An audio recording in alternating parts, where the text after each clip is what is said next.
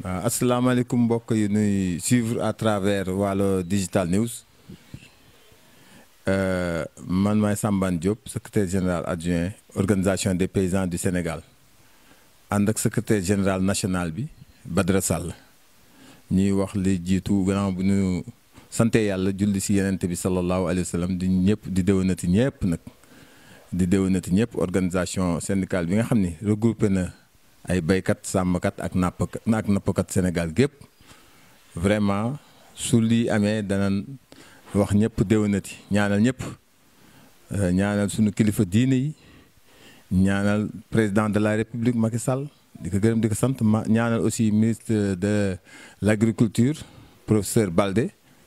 ak ñi niy liggéey comme directeur général Saïd Aboubacry Sow ak waa ANCAR ak waa Sodagri donc di sant aussi suñu responsable yi nga xam ne à travers les régions ñoo ngi fi ñoo ngi si sur le terrain di wax ni aussi di sant aussi sunu sëriñ bi nga xam ni Cheikh Ahmed Tidiane Tall Ibn Thierno Macky Tall di président réseau national des daara et daayira Cheikh Oumar nga xam ne organisation bi affilié na ko si OPS lu mel na COPAR aussi affilié nañ si ak yeneen coopérative yu bëri yoo xam ne si Sénégal actuellement de plus en plus ñoo ngi ñëw di bokk si OPS parce que gis nañ ni syndicat lu tumuranke woon la si baykat donc suñu gisee syndicat boo xam ni récépissé 00337 en 2014 du 28 février 2014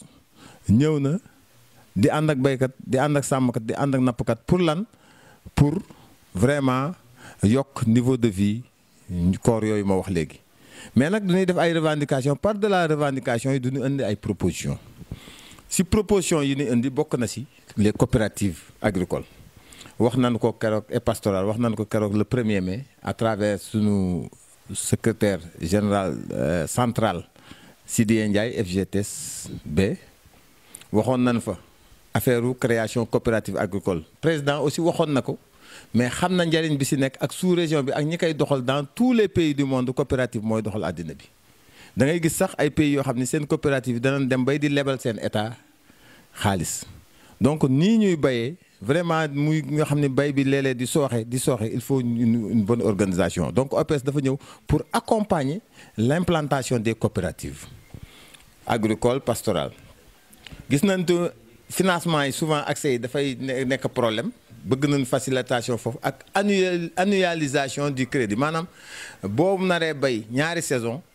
contre saison ak saison normale ak saison des pluies bu fekkee benn crédit nga am nga xam ne da nga mën a enchaîner doo am benn tarde loolu yàgg nañ ko di kaas baykat yi yàgg di ko kaas mais ñun OPS porté nañ loolu pour que au niveau LBA ñi nga xam ne ñooy joxe crédit fii ci Sénégal ñuy def annualisation des crédits. gis nañu aussi pour affaire mécanisation adaptée à chaque milieu demoon nañu temps yële bay semer même région de Matam vraiment on a été très bien reçu par le directeur général de la SAED Abou Sall ak ses techniciens ñoom ñëpp wax dëgg yàlla accompagné mais gis nañu fa de visu rapport ba nu fa def ak ce qui pose comme problème yëpp bind nañ ko déposé ko ci table ministre bi déposé ko ci table président de la république am na sax liñ ci dégg ci le 1er mai président di ko wax donc nun xam naa li ci des rek mooy bu nu dajeek président de la république loolu ñuy bëgg a dérouler yëpp danañ ko gën a clarifier ndax aussi ñoo ngi ci travail ak ministre de l'agriculture mécanisation boobu daal ci type de sol bu nekk am na machine yu mu adapté ñu li ñu waxoon aussi wax nañ ko Matam wax nañ ko fépp ci DER bi milliards yi war a gën a pour jeunes yi war na jeunes yi aussi ñi agriculteurs yi war nañ am suuf duñ doon laax l'OPS da doon proposer au moins benn jeune bu nekk na am minimum benn hectare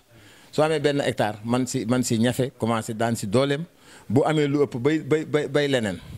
donc octroi des terres aux jeunes aussi doon nañ ko wax vraiment bokk na ci aussi du bëgg nañu fédérer organisation yi fi am yëpp organisation yi dafa bare fii boo nee Waalo gi Delta fii ay am na séries am na union yi am na yëpp lépp nag dafa am fu nu war a adossé wu fu nu war a faranko maanaam fu nu war a wéerukaay boobu nag mooy organisation des paysans du Sénégal donc baykat ñoo ngi leen di lancer appel ak sàmmkat yi ak nappkat yi ni am ngeen benn syndicat boo xam ne comme yeneen corps de métier yi ni ñu amee syndicat boo xam ne taxaw na ni ñëw leen ànd waxuñu déedéet duñu leen di xëcc duñu ñëw ànd ba nu demee Matam ak Kanel département de Kanel DRDR ba implanté na fa 5 coopératives yoo xam ne mu ngi jóge ci OPS ci xalaatu EPS. formation yi aussi danañ ko defar incha allah gratuitement OPS dana accompagner loolu lépp am nañ ci avalu état bi donc l'OPS mooy day porter coopérative wax nañ ko ministre bi jottali nañ ko président de la république on est sur le terrain donc ñoo ngi wax ñëpp déwénati duñu fi ñuy àggale rek mooy suñuy peuple Palestine dafa nekk en kii loolu xam naa ni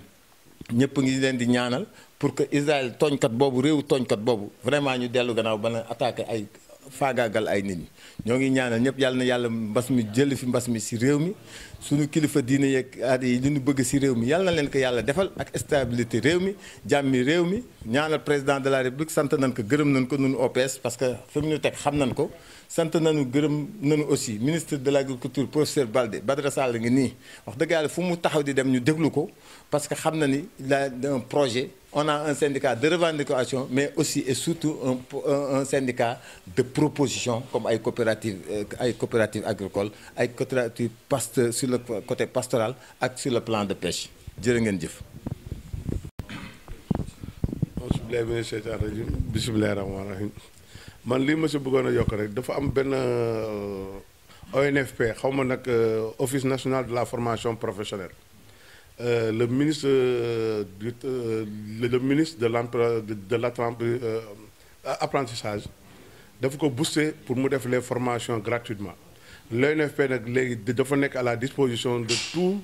les Sénégalais pour ñi bëgg def formation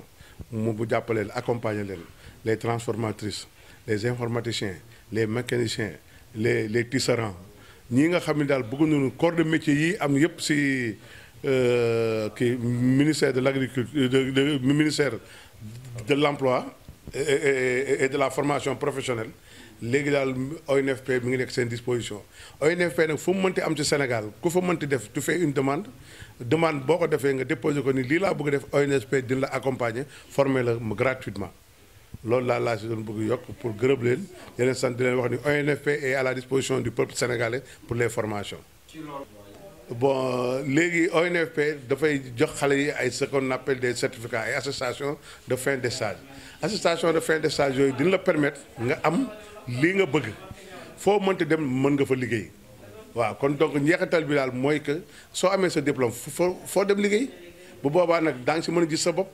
di la mën a tax yow léegi du foo bëgg dem liggéey nga liggéey fa parce que métier bi yaa ko choisir sa bopp yaa fa demal sa bopp ñu former la en 3 mois 15 jours 20 jours ça dépendra de bon les heures yi nga xam ni c'est destiné pour la formation bu la faisee jox la sa diplôme boo demee daa nga am métier boo amee métier nag foo bëgg dem nga liggéey fa loolu daal la ñuy wax nit ñi nañu encourager dem ci ONFP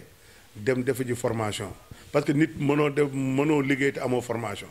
te boo amul formation noo bëggee ñu jox la xaalis bu dee gestion ñu former la ci bu dee informatique ñu former la ci bu dee mécanisation ñu former la ci bu dee tisserand yi ñu former leen ci bu dee transformatrice ñu former leen ci bu dee lu mu mënti doon actuellement l'ONFP est là pour former les gens waaw. beneen fànn boo xam ne war nañ ko wax mooy affaire remboursement yi xam nga dafa am bi ñu béyee am ñu ay sinistré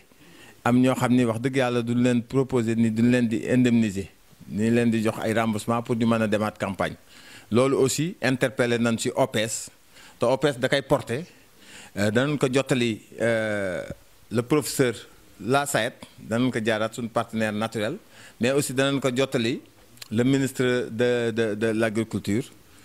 professeur Baldé moom it wax dëgg yàlla da koy jottali président de la république nun daal danañ ko suivre wax nañ nu ko tardivement nag lan nu ko wax mais en tout cas l'OPS est là pour porter tous ces projets parce que li ñu jotagum wax yépp yàlla def na bu ñu ko porté au niveau étatique yépp réglé na yoo xam ni ñoo xam ne bëggoon nañu béy si am problème canal yàlla def na bu ñu ko porté dem béy si ministre bi sayet réglé na ak yeneen si heure de gradeur yeeg yeneen donc loolu tamit remboursement yi danañ ko toppatoo incha allah bay nga xam ni bëgg nañu béykat bi nga xam ne war na la rembourser ñu rembourser la jërë ngeen jëf